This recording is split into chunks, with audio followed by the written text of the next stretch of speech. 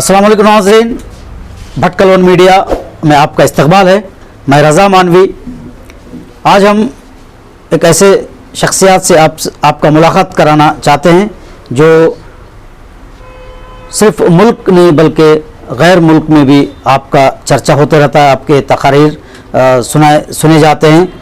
تو مولانا احمد سراج صاحب جو ہبلی کے ریاض العلوم جدید عربک کالج کے آپ محتمم ہیں، آپ مختلف سماجی اور دینی سرگرمیاں انجام دیتے رہتے ہیں۔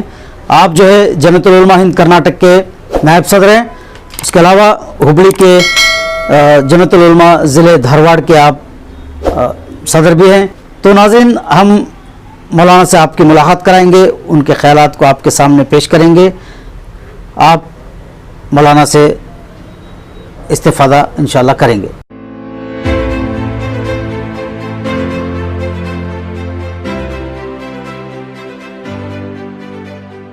مولانا، میں آپ کا ہمارے اس خاص ملاقات کے پروگرام میں آپ کا استقبال کرتا ہوں۔ آپ نے ہمیں موقع دیا، آپ کا شکر گزار ہیں کہ آپ ہم کو آپ کا وقت دیا۔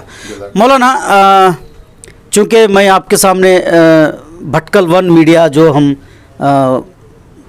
مختلف شخصیات سے ملاقات کرتے ہیں، الگ الگ فیلڈ کے، آپ جو ہے پورے کرناٹک میں نہیں بلکہ پورے انڈیا میں ایک دینی سرگرمی عمل ہے۔ آپ کے تقاریر، بے حساب تقاریر واٹس ایپ کے ذریعے، یوٹیوب کے ذریعے، ویڈیوز کے ذریعے ہم سنتے رہتے ہیں۔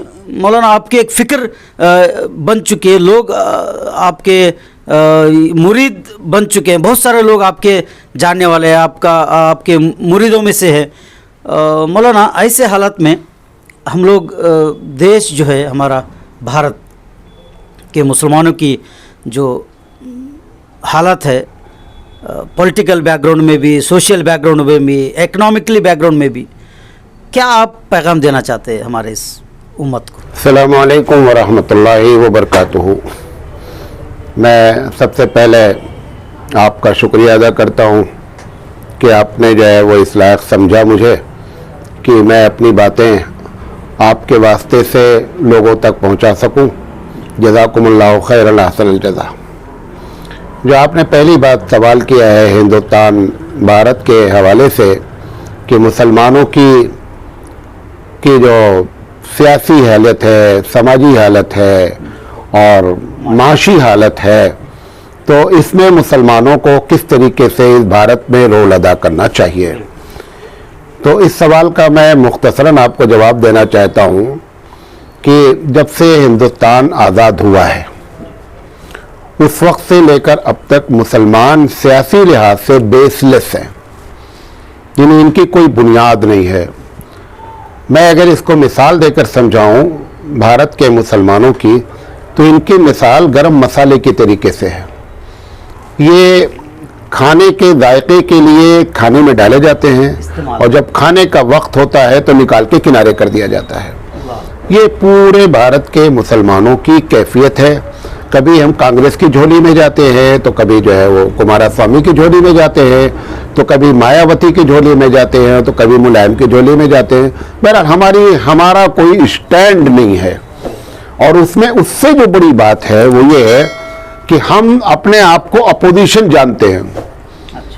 حالانکہ جو اپوزیشن ہے وہ ہم سے کم اپنے آپ کو اپوزیشن جانتا ہے، اور ہم اپوزیشن جانتے ہیں۔ یہی وجہ ہوتی ہے کہ جب مسلمان کوئی اچھی بات بھی کرتا ہے تو جو سطح میں ہوتا ہے وہ یہ سمجھتا ہے کہ یہ اپوزیشن ہے، اس کا کام بولنا ہے، اس لیے آپ کی کوئی بات ان کے کانوں پر ذرہ برابر اثرات نہیں کرتی۔ اب کرنے کا کام کیا ہے؟ تینوں لحاظ سے دیکھیں۔ سب سے پہلی چیز یہ ہے کہ مسلمان اگر ایک چیز کام کر لے جائیں، ایک کام صرف، اور وہ صرف 10-12 علماء ہیں پورے بھارت میں، زیادہ نہیں ہیں، 10-12 لوگ ہیں، وہ مل کر کے ایک بات یہ کہہ دے کہ ہمارا فلاں آدمی سیاسی لیڈر ہے، جس کو بھی آپ اتفاق کر لیں لیکن دل سے کریں، محض تقریروں اور اسٹیج کا نہیں، دل سے مان لیں کہ یہ ہمارا سیاسی لیڈر ہے، ہم اس کو سیاسی لحاظ سے سپورٹ کریں گے اور سارے بھارت کے مسلمان اس کے ساتھ رہیں گے، ایک دن میں آپ کا مسئلہ حل ہو جائے گا۔ بالکل مولانا، جیسا کہ آپ نے بہت اچھی بات چھیڑی ہے کہ ہمارا سیاسی قائد کوئی نہیں ہے، مسلمان کسی کو سیاسی قائد نہیں بنایا، پارٹی بناتی ہے اس کو قائد، پارٹی بناتا ہے اس کا لیڈر۔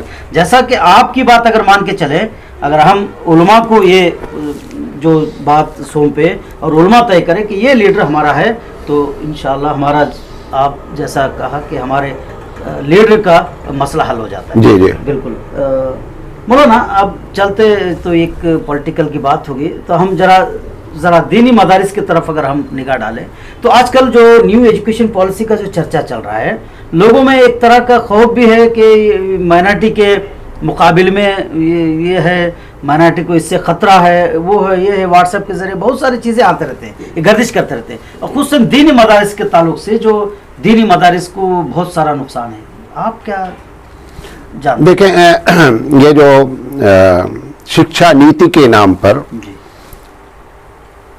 تعلیمی پالیسی کے نام پر جو گورنمنٹ کے لوگوں نے بیٹھ کر مشورہ دیا ہے، ابھی تو یہ کوئی قانونی شکل نہیں ہے، یہ محض ایک مشورہ ہے۔ تو آپ کے علم میں ہونا چاہیے کہ جماعت اسلامی نے آل انڈیا پروگرام کیا اور اس میں تقریباً ہندوستان کے 10 لوگوں کو انہوں نے انوائٹ کیا اور میٹنگیں کی، اور اس کے ذریعے جو ہے آن لائن لوگوں نے اپنی اپنی رائے رکھی، اس میں دانشور بھی شامل تھے اور یہ ناچیز بندہ بھی اس میں شامل تھا۔ سب سے پہلی بات تو میں یہ اپنے بھارت کے مسلمانوں کو بتانا چاہتا ہوں کہ ابھی اس پالیسی کو پوری طور پر جن لوگوں نے پڑھا ہے، ان لوگوں نے جو نتیجہ نکالا ہے وہ 3 باتیں نکالی ہیں۔ پہلی چیز یہ ہے کہ اس میں دینی مدارس کا کوئی ذکر ہی نہیں ہے، نہ مثبت لحاظ سے نہ منفی لحاظ سے، لہذا ایسی چیز کہ جس کا کوئی ذکر نہیں ہے، آپ خدشہ پیش کر کے اور اس کا پروپیگنڈا الٹا کر کے ان کے ذہنوں میں یہ بات ڈال دیں کہ بھئی مدرسے والے بہت خوف زدہ ہیں، تو پتہ چلا اگلی پالیسی میں وہ آپ کو ضرور لپیٹیں گے۔ تو سب سے پہلی چیز یہ ہے کہ جب آپ کو معلوم ہی نہیں ہے اور نہ اس میں ذکر ہے، تو آپ بیل مجھے مار والی کیفیت نہیں ہونی چاہیے۔ جیسا میں نے آپ سے ابھی گفتگو سے پہلے بھی بات کی کہ ممتحن سے اگر پوچھ لیا گیا کہ سر اس سوال میں یہ بھی لکھنا ہے، اس نے پوچھا نہیں تھا، جب آپ نے پوچھ لیا تو اس نے کہا یہ بھی لکھنا ہے۔ اب نتیجہ کیا نکلتا؟ تمہارے پوچھنے کی وجہ سے تم کیا ہو گئے؟ اس کی گرفت میں آ گئے۔ لہذا میری پہلی رائے یہ ہے کہ ابھی اس پالیسی کو مدرسے سے نہ انہوں نے ٹچ کیا ہے، نہ مدرسے کے بارے میں کوئی بات کہی ہے، لہذا مدرسے والوں کو اس سلسلے میں نیگیٹو بات، منفی بات نہیں کرنی چاہیے، نمبر 1۔ نمبر 2، جو دوسری بات اس میں کھل کر کے آئی ہے وہ یہ کہ کم سے کم 50 چیزیں ایسی ہیں جو غیر واضح ہیں۔ ہم نے بھی پڑھا ہے، اس کا شارٹ میں اب 80 پیج ہے میرے پاس، میں نکلوا کے بھی اس کا رکھا ہوں۔ چیزیں غیر واضح ہیں، مثال کے طور پر علاقائی زبان کو فروغ دیا جائے۔ اچھا، اب علاقائی زبان کے بارے میں جو فروغ دینے کی بات کہی جا رہی ہے، کس علاقے کی کیا زبان ہے؟ یو پی میں علاقہ، یو پی کی کوئی زبان نہیں ہے، یو پی کے 50 علاقوں کی 50 زبانیں ہیں، تو غیر واضح باتیں ہیں۔ ابھی جب اس پر کمنٹ آئے گا تب وہ اس پر مزید کیا کریں گے، پالیسی کو فلٹر کر کے سامنے رکھیں گے۔ اور تیسری چیز یہ ہے کہ اس کے مثبت پہلو بھی بہت اچھے ہیں، جیسے انہوں نے یہ کہا کہ 10ویں تک تعلیم جو ہے وہ کیا ہونی چاہیے، فری ہونی چاہیے، اچھی چیز ہے۔ تو یہ مطلب نہیں ہے کہ اگر گورنمنٹ نے کوئی بھی چیز کہی ہے تو ہم اپوزیشن میں آ کر کے جو ہے وہ راہل گاندھی کی طرح بات کرنے لگے کہ ہر بات کو ان کے خلاف کرے، یہ اچھی پالیسی نہیں ہے۔ ہاں مولانا، جب مدارس کی بات آتی ہے تو لوگوں کا ایک بہت اب سے نہیں بلکہ بہت پہلے سے بھی ماڈرنائز کرنا چاہیے مدارس کو، بولنے کی، جیسا کہ اس میں ٹیکنالوجی پڑھایا جائے، ریاضی اب تو پڑھاتے ہیں، کچھ نہ کچھ ٹچ دیتے ہیں، لیکن لوگوں کا کہنا یہ ہے کہ یہاں سے جو ہے ڈگری حاصل کر کے نکلے، جیسا کہ عالمیت بھی حاصل کرے، اسی کے ساتھ کوئی SLC یا PUC یا ڈگری جو بھی ہے حاصل کرے۔ تو اس تعلق سے آپ کی کیا رائے ہے مولانا؟ بہت اچھا سوال آپ نے کیا ہے، اور میں یہ بھی کہوں گا کہ بہت اچھے آدمی سے آپ نے سوال کیا ہے، کیونکہ میں اس پر تقریباً جو ہے وہ 20 प्रोग्राम कर चुका हूं कि मदरसे को मॉडर्नाइज कितना करना चाहिए, कितना करने पर नुकसान है, कितना करने पर फायदा है। ये पूरी बात मैं शॉर्ट पे आपसे बताना चाहता हूं। सबसे पहली बात तो ये देखें कि मदरसे को मॉडर्नाइज करने का नजरिया अवाम में क्यों पैदा हुआ। उसकी 2 बुनियादी वजह है। वो दोनों वजह को अगर आप दूर कर देंगे तो मॉडर्नाइज का जो लफ्ज है वो खत्म हो जाएगा। वो दोनों दूर ना करके लोग एक दूसरी बात कर रहे हैं जिसके नतायज बहुत ही खतरनाक फ्यूचर में बरामद होंगे। पहली चीज, पहला नजरिया क्यों पैदा हुआ कि मदरसे को मॉडर्नाइज होना चाहिए।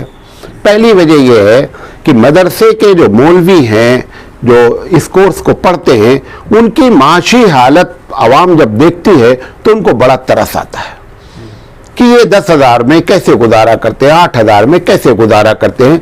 ये सोच करके उन्होंने ये एक आइडिया दिया कि अगर आलिम इंजीनियर हो जाए, आलिम डॉक्टर बन जाए, आलिम फलां हो जाए, ITI कर ले तो उसकी माशी हालत ठीक हो जाएगी। मैं इसका जवाब दे दूं फिर दूसरी बात कर।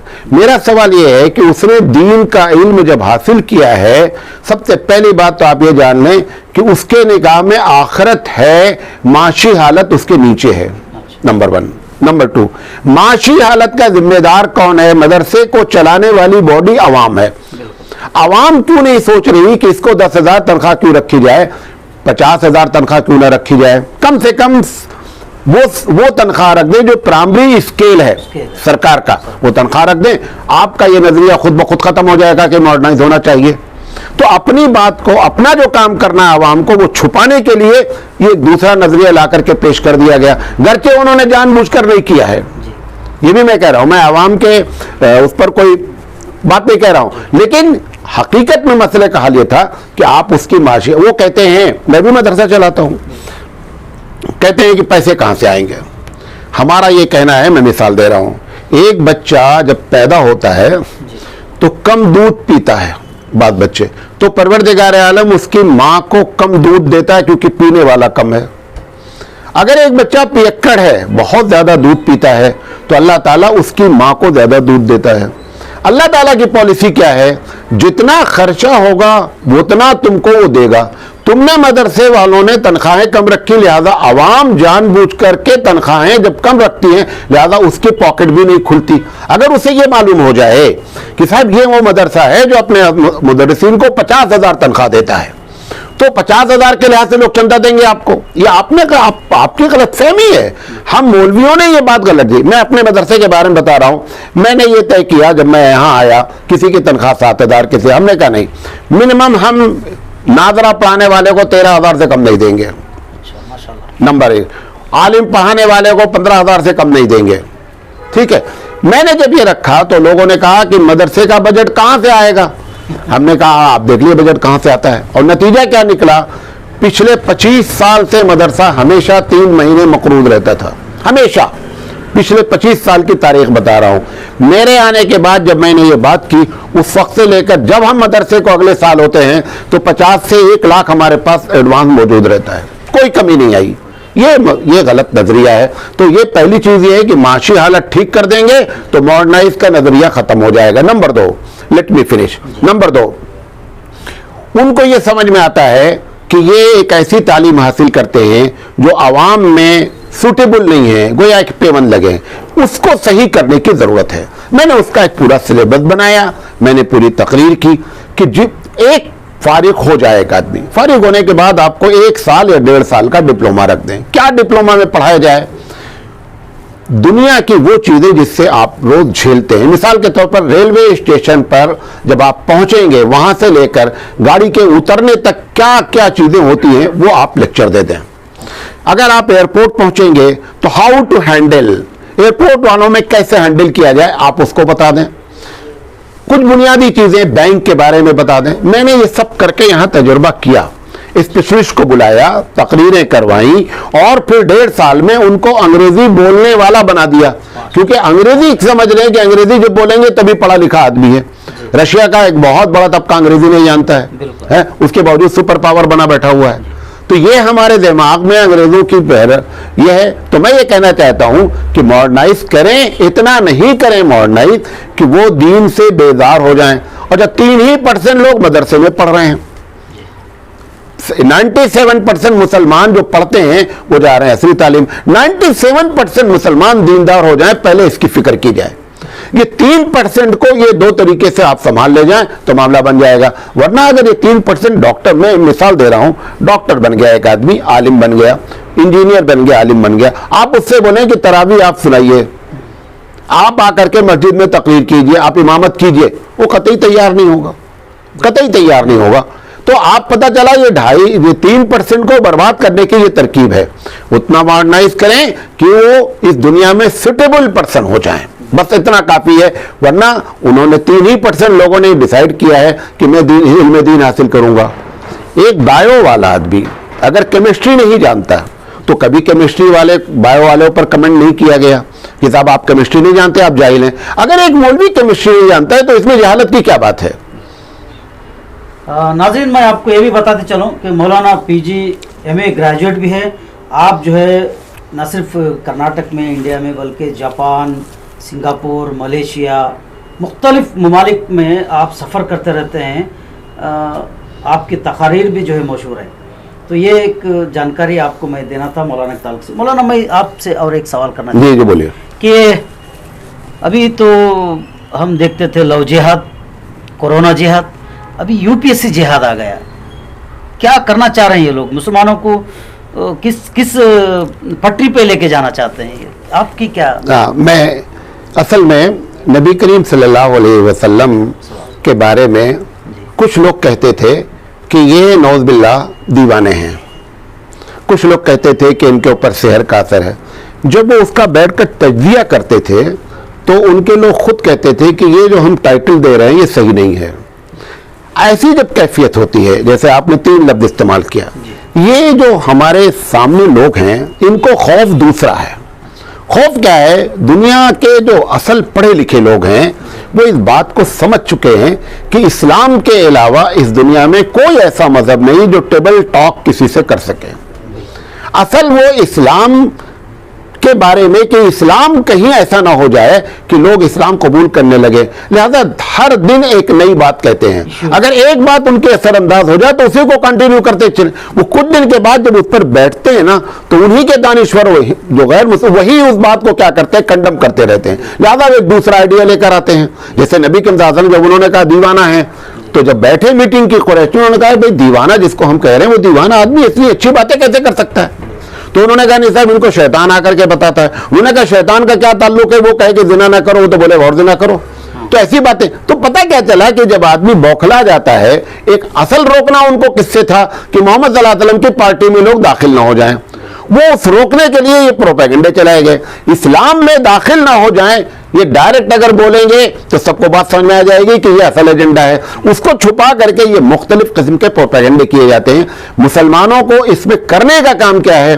वो चाहे लव जिहाद का नारा मारें, चाहे वो मुसलमानों की तालीम पर, आप उस तरीके से काम करें जैसे हाथी जाता है और कुत्ता भूखता रहता है. आप उससे मुतासिर हुए बगैर आप अपनी पूरी तैयारी से इल्म में आगे बढ़ें, नंबर 1. और इल्म में इस नीयत से मुसलमान आगे बढ़े कि उसका आगे बढ़ना इबादत के तौर पर हो. हम IAS बनना चाहते हैं इसलिए नहीं कि हमारी लग्जरी लाइफ हो जाए. एक मुसलमान IAS की कोशिश करे, अल्लाह उसको बहुत जल्दी IAS बनाएगा. बना क्यों नहीं रहा है? क्योंकि तुमने अपने लग्जरी लाइफ के लिए आपने क्या किया है? टारगेट बनाया है. टारगेट ये बना लें कि हम IAS बनना चाहते हैं ताकि इंसानियत की खिदमत करें. परवरदिगार आलम आपकी इबादत करेगा, आपका पूरा पढ़ना सब कुछ इबादत हो जाएगा और टारगेट भी आपको हासिल हो जाएगा. मौलाना, चलते एक सवाल जहन में आ रहा है कि मिल्लत के नौजवान की क़ियादत जो है अब कैसा उनको क़ियादत में आगे लाए? मिल्लत के नौजवानों को क्या लाए अमल इख्तियार कर सकती है उम्मत मुस्लिम? देखें, कोई बूढ़ा आदमी जो 50 के ऊपर है अपने आप को बूढ़ा मानता नहीं है जी. कोई बूढ़ा आदमी जब वो अपने आप को बूढ़ा ही नहीं मानता है तो वो कुर्सी छोड़ना चाहता नहीं है. वो समझता है कि वो अपने आप को कहता है कि मैं اپنے طور پہ کہتا ہے, اپنے کو جواب دیتا ہے کہ مجھے اتنے سال کا ایکسپیرینس ہے. نتیجہ کیا نکلتا ہے کہ جو نئی پود آنا چاہیے اور سنبھالنا چاہیے ان کے لیے ہم سیٹ چھوڑنے کے لیے تیار نہیں ہیں. سب سے پہلے اس میں چاہیے کہ نوجوانوں کے ٹریننگ کے طور پر, ٹریننگ تربیت کے طور پر ادارے ہوں. مدرسہ اس میں سب سے بڑا رول ادا کرے. سب سے پہلے وہ مسلم مینجمنٹ جو اسکول چلاتے ہیں وہ کامرشل ہونے کے بجائے ملت کی خدمت کا نظریہ رکھیں, پیسہ خود بخود آ جائے گا. جیسے بھینس ہے, بھینس کو اس نیت سے لانا کہ گوبر بہت دے گی, کھاد بنے گی, یہ بڑی حماقت کی بات ہے. بھینس کو آپ دودھ کی نیت سے لے کر آئیں, گوبر اپنے آپ دے گی, کم وقت کہاں لے کے جائے گی وہ گوبر. تو آپ اگر دین کو مقدم کر کے کریں تو بقیہ چیز خود اس کے پیچھے اپنے آپ آتی رہتی ہے. لہذا یہ ایک آپ نے بڑا اچھا سوال کیا کہ ہم جو لوگ ہیں جو 50 کے اوپر کراس کر گئے ہیں, ہم نیچے والی کو لا کر کے کرسی پر قیادت دینا نہیں چاہتے ہیں. قیادت کیوں نہیں دینا چاہتے ہیں؟ یا تو میرا مفاد ہے اور میرا نفس ہے. اگر ہم یہ سمجھتے ہیں کہ اس کے اندر صلاحیت ہے تو نتیجہ کیا نکلنا چاہیے کہ ہم خود سمجھیں. ایک مرتبہ مولانا مودودی علیہ الرحمہ نے, جب مولانا منظور نعمانی علیہ الرحمہ نے ان پر اعتراض کیا تو انہوں نے کہا کہ اگر آپ یہ سمجھتے میرے اندر کمی تو آپ قیادت سنبھال لیجئے. مولانا نے کہا آپ قیادت سنبھال لیجئے. پھر مولانا نے ایک مرتبہ اپنی زندگی میں مولانا میاں طفیل صاحب کو انہوں نے قیادت دی کہ آپ, پھر انہوں نے یہ بھی لکھا کہ جس وقت آپ کو ہم سے اچھا آدمی مل جائے آپ اس کو اس جگہ پر رکھ کر کے پوری جو ہے وہ قیادت لے کے چلیں. یہ نظریہ رکھنے والے لوگ دنیا میں کروڑ نہیں 10 کروڑ میں ایک ہیں. میں اس مدرسے کا محتمم ہوں. کیوں؟ میرے ابا کا مدرسہ لہذا میں محتمم ہو گیا. میں نے شورا کی پہلی میٹنگ میں لکھوا دیا, ہم نے کہا جس دن تم کو محسوس ہو شورا والوں کہ مولانا سراج سے اچھا آدمی موجود ہے, میرا استعفیٰ ایڈوانس میں آپ رکھ لیجئے, میں سائن کر کے دے دیتا ہوں اور تاریخ ڈال کر کے آپ استعفیٰ لے لیجئے. یہ ہمارے بڑوں کو چاہیے کہ جیسے جس کے اندر صلاحیت دیکھیں فوراً اس کو لے کر کے آویں. اسی میں کانگریس برباد ہو گئی. اب بات دیکھیے کہ انہوں نے غلام نبی نے بھی چھوڑ دیا اور ادھر کرناٹک کے جو تھے ارجن صاحب انہوں نے بھی چھوڑ دیا. کیوں چھوڑ دیا؟ کیونکہ ان کو قیادت رکھنی ہے کس کی؟ گاندھی پریوار کی. صلاحیت والے کو قیادت دینے کے لیے تیار نہیں ہے. پارٹی کچھ دن میں خود وہ کیا ہے صدر ہی ختم ہو جائے گا اور کچھ بھی نہیں بچے گا. یہ نظریہ ہر آدمی کے ساتھ ہونا ہے. جو بھی یہ نظریہ رکھے گا, جو پارٹی بھی نظریہ رکھے گی, برباد ہوگی. ہر پارٹی والے چاہتے ہیں بھائی جان یہ کہ میرے بعد میرا بیٹا بنے. اگر صرف اس میں سے بھارت کی جماعت اسلامی کو نکال دیا جائے, لوگ مجھے میری بات سن کر کے اچھا نہیں بولیں گے لیکن میرے جو دل میں بتا رہا ہوں, جماعت اسلامی کو چھوڑ کر بھارت کی کون سا مدرسہ, کون سی تنظیم ہے جو خاندان کے بیس پر نہیں چل رہی ہے؟ سب خاندان کی بنیاد پہ چل رہی ہے. صلاحیت والے ان سے بہت اچھے بیٹھے ہیں, ان کو آگے لانے کے لیے تیار نہیں. کہیں ایسا نہ ہو کہ اس کی صلاحیت لوگوں کے دماغ پہ چڑھ جائے اور ہمارا پتہ صاف ہو جائے. تو اپنی حفاظت کرنے کے لیے صلاحیت والے کو زینے کے قریب بھی نہیں آنے دیتے, چڑھنا تو درکنار ہے.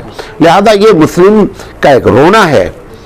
یہی وجہ تھی کہ خلافت کامیاب کیسے کوئی اسلام میں, کیونکہ وہاں پر یہ نظریہ کام نہیں کیا, صلاحیت کا نظریہ کام کیا. لہذا 30 سال تک بہترین چلی, اور جب خلافت کا نظریہ ختم کیا گیا تو جو کچھ ہوا وہ آپ مجھ سے بہتر جانتے ہیں. مولانا, آج کے دور میں فرقہ پرست طاقتیں مسلمانوں کو اتحاد ہونے نہیں دے رہے ہیں. ایک تو آپسی ہمارے جو اختلافات ایک الگ چیز ہے, خرافات بدعات وہ تمام چیزیں اختلافات ہیں. دوسری اختلافات جو ہے کچھ فرقہ پرست طاقتیں ہمارے اندر کھڑا کر رہی ہے. ایسے حالات میں اختلافات ہوتے ہوئے بھی اتفاق کیسا کیا جا سکتا ہے؟ اس پر کچھ نظر ڈالیں. تو یہ آخری سوال ہوگا آپ کا. بہرحال یہ سوال بہت اچھا کیا آپ نے کہ اختلافات, سب سے پہلی بات تو یہ ہے کہ کچھ 5 طرح کے اختلاف دنیا میں پائے جاتے ہیں بنیادی. ایک کفر اور اسلام کا اختلاف ہے, یہ کبھی نہیں ختم ہوگا. یہ کفر رکھا گیا ہے کہ اے مومنوں یہ تمہاری کھیتی ہے, ان کو تبلیغ کرو اور اپنی جنت بناؤ. اگر اس کو تم کو ختم کر دے گا, جب تمہارے پاس مریضی نہیں ہوگی تو تمہاری کلینک بند ہو جائے گی. نمبر 1. نمبر 2 جو اختلاف ہے وہ شیعہ اور سنی ہے. شیعہ اس دنیا میں اقلیت میں ہیں بنسبت سنی کے. جو بھی قوم اس دنیا میں مینورٹی میں ہوتی ہے وہ اپنے مذہب پر اس کا تشدد کے ساتھ ہونا لازم ہے. کیوں؟ کیونکہ اس کو اپنے وجود کا خطرہ ہوتا ہے. لہذا میں یہ کہنا چاہتا ہوں یہ اختلاف حضرت علی رضی اللہ تعالیٰ عنہ کے بعد شروع ہوا ہے, یہ کبھی ختم نہیں ہو. اس میں کرنا کیا ہے؟ انسانیت کے ناطے ان کے ساتھ رہیں نمبر 1, اور اپنے لوگوں کو سنبھال لے جائے کہ شیعہ نہ ہوں. یہ آپ کو بتا دوں میں کیوں؟ کیونکہ آپ میجورٹی میں ہیں, آپ اپنے دین کے بارے میں جانتے ہی نہیں. جب کبھی ان سے ٹکرائیں گے تو آپ پاش ہو جائیں گے, کیونکہ آپ کو اپنے مذہب کے بارے میں کچھ معلوم نہیں ہے. لہذا کرنے کا کام یہ تھا کہ انسانیت کے نام سے تعلق رکھے جائیں, لیکن اس اختلاف کو ختم کرنے کے لیے جو آپ انرجی کر رہے ہیں یا دشمنی کر رہے ہیں, دونوں غلط ہے. نہ اختلاف ختم ہونا ہے, نہ دشمنی ختم ہونا ہے. ملک و ملت کے لیے جیسے حضرت معاویہ رضی اللہ تعالیٰ عنہ, حضرت علی رضی اللہ تعالیٰ عنہ, دونوں نظریاتی لحاظ سے آپس میں اینٹی ہیں. جب تیسرے آدمی نے کہا کہ اگر آپ کہیں تو میں آپ کے سپورٹ کے لیے آنا چاہتا ہوں, تو انہوں نے کیا کہا کہ اگر تم نے یہ ارادہ کیا تو معاویہ اور علی مل کر تمہارا مقابلہ کریں گے. یہی پالیسی مسلمانوں کو اتحاد اور اتفاق پر لا سکتی ہے. ملک اور ملت کا جب معاملہ آ جائے تو یہ تیسرا اختلاف, دوسرا بڑا اختلاف ہے. تیسرا اختلاف دیوبندی بریلوی اختلاف ہے. یہ کبھی نہیں ختم ہوگا. فقہی اختلاف میں ایڈجسٹمنٹ ہوتا ہے, عقیدے کے اختلاف میں کبھی ایڈجسٹمنٹ نہیں ہوتا ہے. وہ کہتے ہیں, بریلوی حضرات کہتے ہیں کہ حضور ہر جگہ موجود ہے اللہ کی طریقے سے, ہم کبھی نہیں قبول کر سکتے ہیں. اب سوال یہ ہے اس مسئلے کو کیسے حل کیا جائے. 2 طریقے سے مسئلے کا حل ہو سکتا ہے. اگر حل کرنا چاہیں, جس کو درد ہے, چھوٹی سی بات بتا رہا ہوں, تم بھی حنفی ہو, بریلوی بھی حنفی, دیوبندی بھی حنفی, ابو حنیفہ رحمۃ اللہ علیہ کی رائے لے لی جائے, معلوم ہو جائے کہ کون صحیح ہے کون غلط ہے. لمبی چوڑی بات نہیں ہو سکتی. مناظرہ تو ہو کر کے ہم تھک چکے ہیں. مناظرہ مسئلے کا حل تو ہوتا نہیں. مناظرہ دشمنی بڑھا سکتا ہے, مناظرہ کبھی مسئلے کا حل نہیں ہوتا ہے. امام اعظم کے تم بھی ماننے والے, یہ بھی امام اعظم کے ماننے والے. امام اعظم نے حضور کے بارے میں اگر کہا ہے کہ حضور ہر جگہ حاضر ناظر ہیں, تو دیوبندیوں کو چاہیے کہ ان کے ساتھ ہو جائیں. اور اگر امام اعظم کا یہ مسلک نہیں ہے, تمہارا وہ بھی لیڈر, دونوں کے لیڈر ہیں, تو لیڈر کی بات مان لے. اگر مسئلہ حل کرنا چاہیں, اگر ایشو برقرار رکھنا چاہتے ہیں, تو کبھی بھی اتفاق نہیں ہو سکتا ہے. تو لہذا ایسے مسئلے میں یہ مسئلے کا حل ہے. اور دوسرا طریقہ یہ ہے کہ آپ اپنے مسئلے پر جمے رہیں. ملک و ملت کے مسئلے میں جو حضرت علی رضی اللہ تعالیٰ عنہ نے فرمایا, اس نظریے کے تحت آپ اکٹھا ہو جائیں. یہ تیسرا بڑا نظریہ ہے. اور چوتھا بڑا نظریہ جو ہے وہ تبلیغی جماعت اور جماعت اسلامی کا ہے. دونوں کا مقصد تبلیغ ہے. دونوں کا مقصد تبلیغ ہے. ایک کا مقصد تبلیغ کے ذریعے جو ہے, دوسرے کا, یہ دونوں آسانی سے اکٹھا ہو سکتے ہیں. یہ دونوں آسانی سے اکٹھا ہو سکتے ہیں, کوئی اس میں مسئلہ نہیں ہے. بہت ایک کو کرنا کیا ہے بھئی, ایک کہتا ہے کہ مسلمان اور غیر مسلمان دونوں کو تبلیغ کرنا ہے. ایک کہتا ہے کہ صرف مسلمان کو.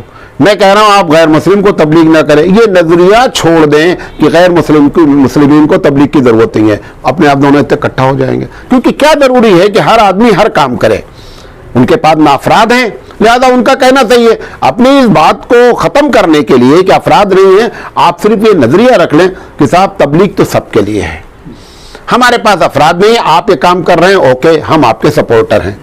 بس اتفاق ہو سکتا ہے. اس طریقے سے اختلاف کے ہوتے ہوئے اتفاق ہو سکتا ہے. ناظرین, ہم مولانا کا بہت بے حد شکر گزار ہیں کہ ہمیں اس موقع پر آپ نے ہمیں موقع دیا.